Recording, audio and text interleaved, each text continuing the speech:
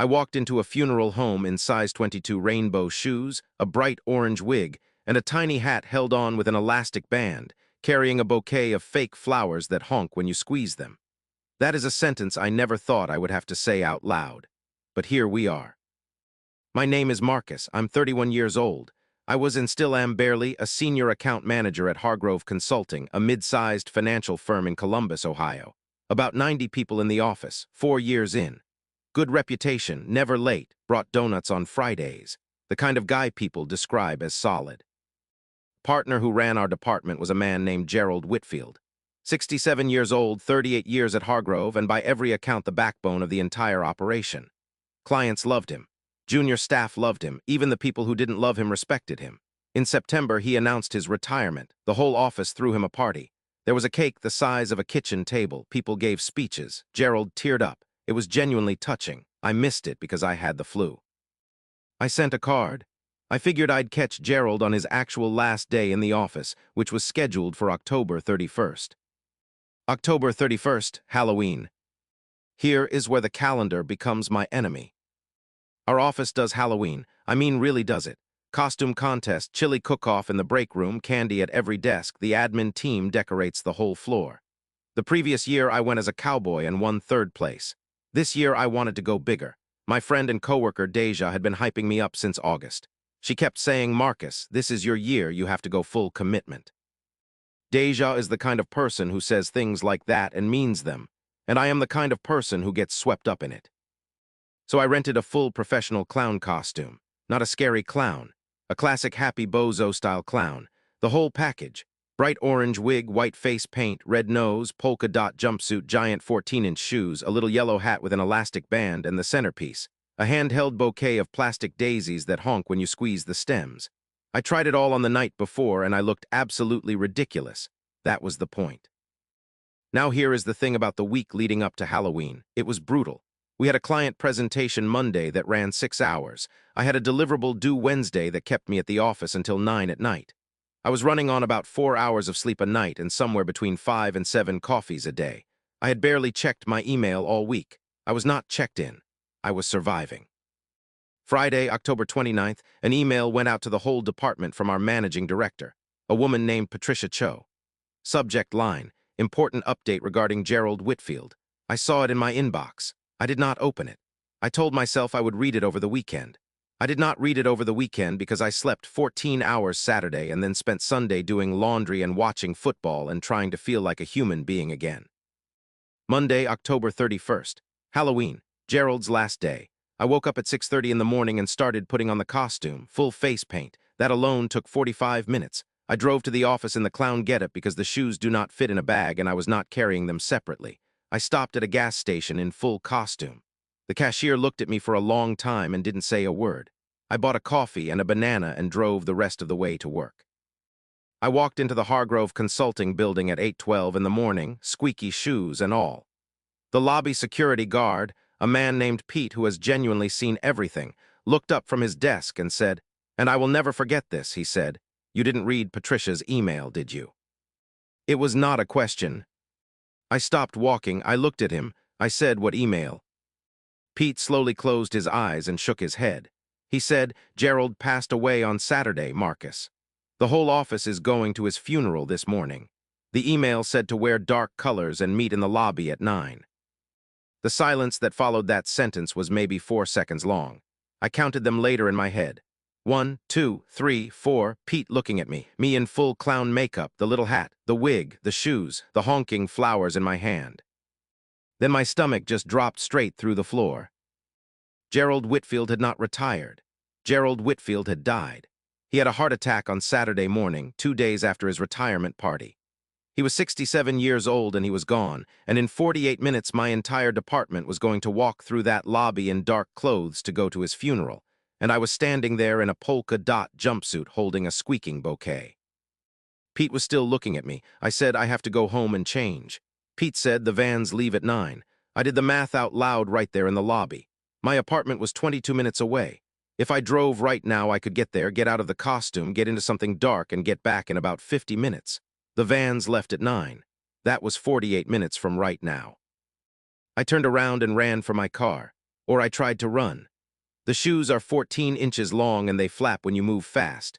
So I was doing this urgent shuffle run across the parking lot, the flowers honking every time my arm swung, the wig bouncing, and I could hear Pete from inside calling out, "Marcus, you're not going to make it." I got in the car. I drove. I hit every single red light between the Hargrove building and my apartment. Every one. There are 11 traffic lights on that route. I caught 11 red lights.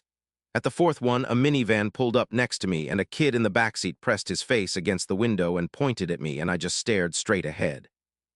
I got to my apartment at 8:41. I ran inside and started pulling the costume off and immediately remembered that the shoes lace from the toe, and I had triple knotted them that morning because they kept coming loose. So now I am sitting on my kitchen floor in full white face paint, orange wig still on, trying to unlace 14-inch clown shoes with shaking hands. The laces were tight. It took 4 minutes. 4 minutes I did not have. I finally got the shoes off, pulled the jumpsuit off. I had a regular t-shirt on underneath. I ran to my closet and looked for something dark. The darkest thing I owned that was also office appropriate was a charcoal gray suit I wear to client meetings. I pulled it on in about 90 seconds. No time for a tie. I looked in the mirror. I still had white face paint on, and the red nose. I had forgot to take off the red nose. I grabbed a washcloth and started scrubbing my face. The paint was theatrical grade. It does not come off with a quick scrub. 2 minutes of scrubbing got most of the white off, but I still had red smeared around my mouth and dark rings under my eyes from the black eye makeup. I looked less like a clown and more like a man who had been crying for 6 hours. I pulled the wig off, ran a hand through my hair, checked the time. 8:54. I was not making it back by 9. I called Deja. She picked up on the second ring. I said, "Tell me the name of the funeral home." She went quiet for a second and then said, "Oh no, Marcus." "Oh no." I said, "Deja, I need the address." She said, "Calloway and Sons on Meridian. The service starts at 10. But Marcus, what are you?" I hung up and started driving. I figured if I went directly to the funeral home, I could slip in quietly, stand in the back, pay my respects, and maybe nobody would notice I hadn't been on the van. This was not a good plan. This was the plan of a man who had not slept enough in a week and was making decisions in real time. I pulled into the Calloway and Sons parking lot at 9:44. The Hargrove vans were already there. People in dark coats were filing into the entrance. I parked. I sat in my car for a moment and looked at myself in the rearview mirror. The gray suit looked fine. Hair was okay. Face was still a little red around the chin, but nothing crazy. And then I looked in my backseat. I had thrown the clown costume back there when I was changing, and the orange wig was sitting right on top in plain sight. That was bad enough. But then I looked at the passenger seat. The bouquet of honking flowers was sitting right there. I had been holding them all morning, and when I left my apartment, my hands just picked them up automatically off the kitchen counter and brought them with me. I had driven to a funeral with honking flowers on the passenger seat of my car. I shoved the wig and the flowers under the costume in the back seat and covered the whole pile with my gym bag. Got out, walked toward the entrance. This is where the universe really decided to commit. I was 20 feet from the door when I felt something on top of my head. I reached up. The little hat. The tiny yellow clown hat with the elastic band. When I yanked the wig off at my apartment, the hat had stayed on underneath it, and I hadn't noticed it in the mirror because I was looking at my face, not the top of my head. I had driven 22 minutes to a funeral home with a 3-inch clown hat sitting on top of my head the entire time. I ripped it off, shoved it in my jacket pocket, walked inside. The lobby of Calloway and Sons was quiet and carpeted and smelled like lilies. About 60 people stood in small groups talking. I spotted the Hargrove cluster immediately, Patricia Cho in a black blazer, the senior staff, the whole accounts team. Deja saw me from across the room. Her eyes went to my face, then my suit, then back to my face, and I could see her working out whether I was okay. I made a beeline for her. When I got there, she grabbed my arm and said quietly, "You have red paint on your chin." I said, "I know." She pulled a makeup wipe from her purse. She always has makeup wipes. She is a prepared person, and handed it to me. I turned slightly toward the wall and scrubbed my chin as subtly as I could. I thought I was in the clear. Then I felt something happening in my jacket pocket. The little clown hat had gone in sideways. As I moved around the lobby, it had worked its way back up, and the elastic band had caught on the edge of the pocket, and the hat was now sitting about 2 inches above the rim of my jacket, sticking straight up, bright yellow, completely visible. I did not notice this. Deja noticed this. She looked at it. She looked at me. She pressed her lips together very hard. She said with incredible restraint, "Marcus, your pocket." I looked down. I saw the hat. I grabbed it and shoved it deeper into the pocket with one hand, and the pocket made a small but very distinct squeaking sound, because I had apparently also stuffed one of the daisy flowers in there without realizing it, and I had just squeezed it. In the quiet lobby of a funeral home, about 4 people within earshot looked over. One of them was Patricia Cho. Patricia is in her mid-50s, very composed, very professional. She looked at me, then at Deja, then back at me, taking in the slightly red chin, the suit with no tie, and whatever just squeaked. She walked over and said, "Marcus, you weren't on the van." I said I had some trouble this morning. I'm sorry for your loss. I'm sorry for everyone's loss. Gerald was an incredible person. Patricia looked at me for a moment longer than was comfortable. Then she said, "We'll talk after," and she walked away. Those 3 words, "we'll talk after," are the professional equivalent of a trap door opening under your feet. You haven't fallen yet, but you know it's coming. The service itself was genuinely moving. Gerald's daughter spoke for 15 minutes about who he was as a father. His son talked about how Gerald had coached his little league team for 6 years while building his career from scratch. People from his church spoke. Old clients showed up. The Hargrove team sat in 2 rows on the left side of the chapel.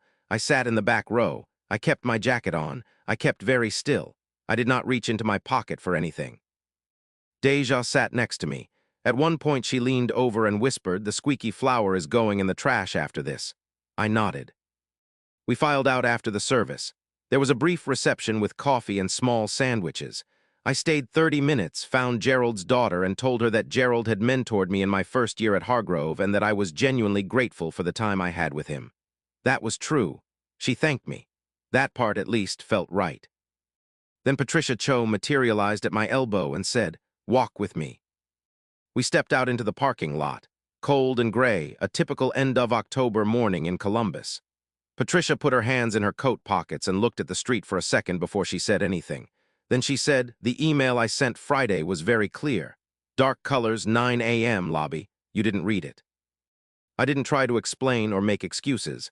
I said, "No, I didn't read it. I should have. I'm sorry." She said, "What were you wearing when Pete saw you this morning?" There it was. I considered lying for about half a second. Pete had seen me. Pete told other people things. The lobby has cameras. I said, "A clown costume." I was planning to dress up for the office Halloween event. She said, "A clown costume." I said, "Yes." She said, "Full clown." I said, "Full clown." She was quiet for a moment. Then she asked if I had driven to the funeral in it. I said no, I went home and changed. She pointed out that I was late and hadn't come with the group. I confirmed both. Another pause. Then she said, "I need you to come see me in HR first thing tomorrow morning." And she went back inside. I sat in my car in that parking lot for 10 minutes. The gym bag in the backseat, the orange wig underneath it, the honking flowers, the little hat in my pocket. I opened LinkedIn on my phone and then closed it without doing anything. That night was rough. I texted Deja and she called me back immediately. I gave her the full version, the red lights, the shoes, the hat, all of it. She didn't laugh. She was on my side the whole call. She said Patricia was a fair person and that I had clearly not done anything malicious and that the context mattered. I held on to that. Then I got a text from a guy on my team named Trevor. Trevor is the office gossip. He always means well, but he cannot hold information. His text said, "Bro, I heard you showed up to Gerald's funeral as a clown. Call me." I did not call him. I turned my phone face down and tried to sleep. I got maybe 3 hours. I was at my desk at 7:45 the next morning. I answered emails and tried to look like a person who had everything together. Some people walked past without making eye contact. Some made very deliberate eye contact that meant they knew. Trevor stopped by at 8:10, looked at me with pure sympathy mixed with barely concealed excitement, and said, "Man, just keep your head down today." Thanks, Trevor. At 9 a.m., I went to HR. The HR manager at Hargrove is a woman named Sheila Broom.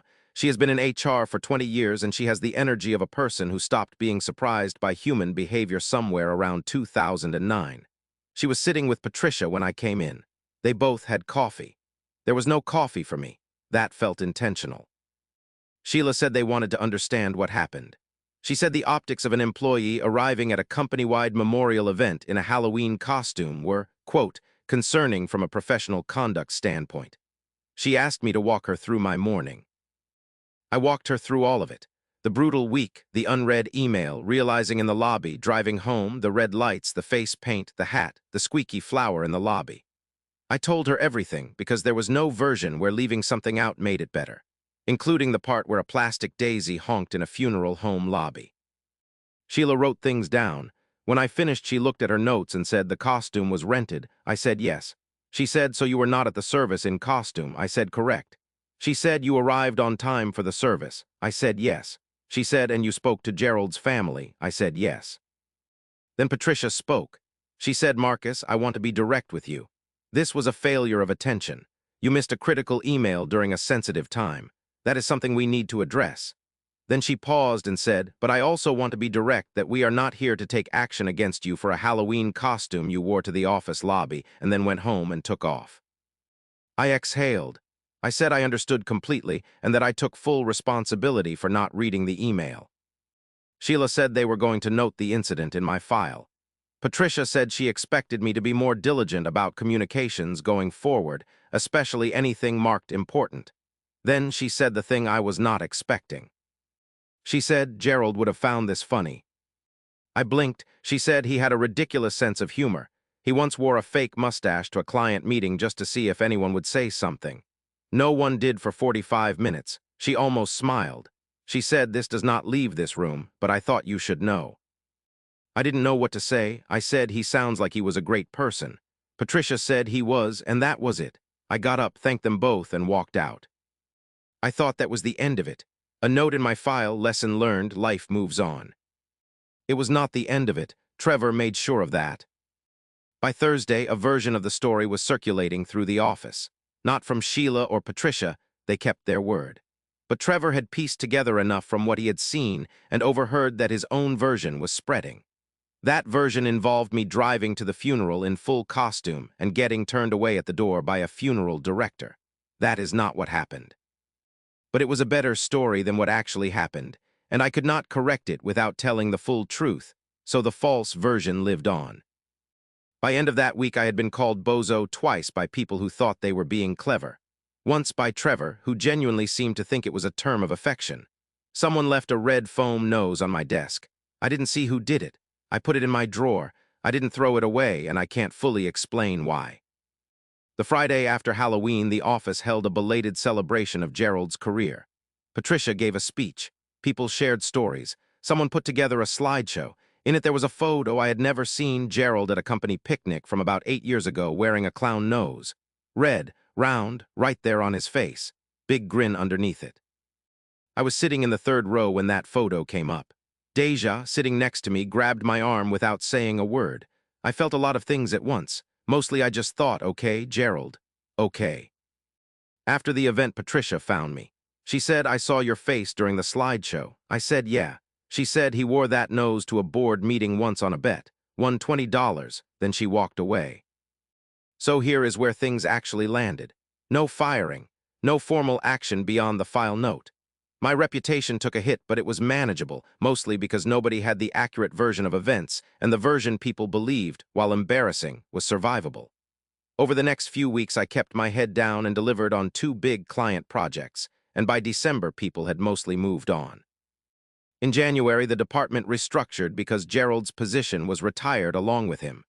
Patricia reorganized the senior account team and offered me a small team lead role, not exactly a promotion, more of an expansion of responsibilities. I took it. Deja got moved onto the same team. That part worked out well. Trevor still calls me bozo sometimes. I have accepted this as a permanent feature of my life. The red foam nose is still in my desk drawer. I've moved it from desk to desk as the office rearranged. I keep it because it would feel wrong to throw it away now. When I look at it, I don't think about the worst morning of my professional career. I think about a man who wore a clown nose to a board meeting on a bet and won $20. Here is what I do differently now, and I will do it until I retire. Every email gets read within 24 hours. I don't care how tired I am. I don't care what deadline I'm running toward. I created a folder called Urgent Read Now. Anything from a director or above goes there automatically. I check it twice a day. That is the only rule I needed. I also don't leave my costume on while driving to work anymore. That is a secondary rule, but I feel strongly about it. The thing about this story is that I have told it at every party for the past year. Not right away. For about 3 months I could barely say it out loud without wanting to disappear. But somewhere around month 4, I told it to a group of people at a friend's birthday dinner, and they lost it laughing, and something shifted. The story was mine. The embarrassment was survivable. Gerald would have found it funny. And honestly, the image of me doing a shuffle run across a parking lot in 14-inch shoes with a bouquet of flowers honking every time my arm swings, yeah, that's pretty funny. I'd like to think Gerald is somewhere getting a kick out of the chaos he indirectly caused just by being the kind of person who wore a clown nose to work. That's a legacy of sorts. Rest in peace, Gerald Whitfield. You were one of the good ones, and I am so sorry I almost attended your funeral as bozo. So I want to know what you would have done. When Pete said those words in that lobby, would you have turned around and driven home like I did, or would you have owned it and walked straight in? Drop it in the comments. I genuinely cannot decide which move would have been braver.